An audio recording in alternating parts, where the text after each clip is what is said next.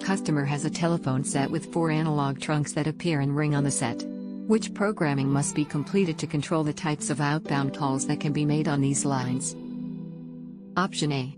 Ringing service. Option B. Routing service. Option C. CAS passwords. Option D. Restriction filters. The correct answer is option D.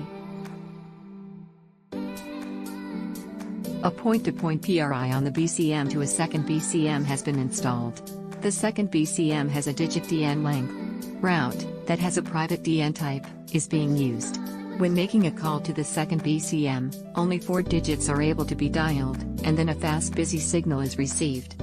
Which process needs to be completed to correct this problem? Option A. The public DN length needs to be programmed for 6 digits. Option B. The private DN length needs to be programmed for 6 digits. Option C. The private network type needs to be programmed as UDP. Option D. The private network type needs to be programmed as CDP. The correct answer is option B. A customer wants to create a restriction filter. They have selected filter, but are unable to restrict the digits 41A. What is preventing them from adding this restriction? Option A. Filter 00 is a default filter and cannot be changed. Option B. This restriction has been assigned to another filter. Option C. The maximum of 50 programmable filters has been exceeded.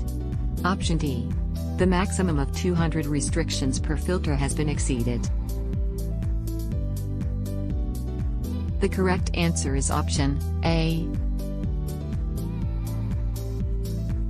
A customer is installing a GASM in a BCM in the North American region. They want to set the module to enhanced mode. How must the mode/country dip switches on the right side, at the rear of the module, be set? Option A. Set all dip switches to on. Option B. Set all dip switches to off. Option C. Set the first dip switch to on and the rest, 2 to 8, to off. Option D. Set the first dip switch to off and the rest, 2 to 8, to on. The correct answer is option C.